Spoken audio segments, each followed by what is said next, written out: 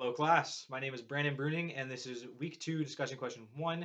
Now, this week we were tasked with going through our materials for success, finding out the difference between an IEP plan and a 504 plan, then create an example of a student that qualifies for the 504 plan but doesn't necessarily qualify for the IEP plan.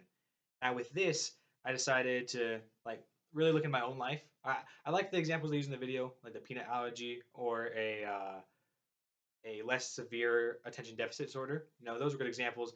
But I want to look closer in my life about it and myself or friends or the people in my life. And the first one I thought of was a friend of mine that I would work out with a lot.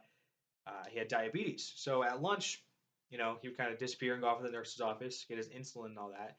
And that's something that the school has to be able to provide, but it's not an educational thing. He doesn't need special services in his education for that handicap. And if it was, let's say it was like primary education, so more of the younger grades, first through fifth, if teachers had a snack time or if they just had a day where they brought treats, he may need to be provided with, separate treats, or again, he might need to go and get his insulin. The next one I thought of was dental hardware. I went to an elementary school with a girl who had this big old headset for, her teeth and all that. And with that, she had to have certain times to get out of class to go and brush her teeth or to use certain rinses and stuff like that. And because of that, again, she had to be given these special accommodations, but they weren't educational. So she had to, eat certain foods. The school had to provide those foods, or she had to bring them from home, but it wasn't educational things.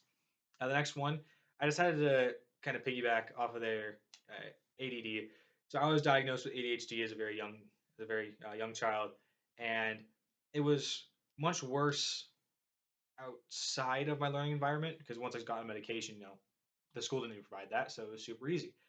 But before that, I might have had to sit in a different seat because I was too energetic or I talked too much to other kids. And again, that wasn't more of a, I was less of a, the school needed to provide something for my education than the school needed to change something for my education. And the last one also applies to me. I have deuteranopia color blindness. So I have a red green color blindness. And with certain things, especially when I took geography in high school, I needed to be able to read maps. Reading maps was not something that was as easy for me as the other kids because they were normally a green, yellow, red kind of gradient. And that didn't work for me very well because I would get confused easily, especially if there was any brown, it would just mess me all up. So the teacher would print black and white, or they would have very clearly labeled maps for me. And so those are things where it was less of I needed special treatment, more of I just needed a certain placement in the class, or someone else just needed to do something at a different time than me. So those are examples of students that I believe would qualify for a 504 plan, but not necessarily qualify for an IEP plan. Thank you, class, and thank you for listening. Have a good day.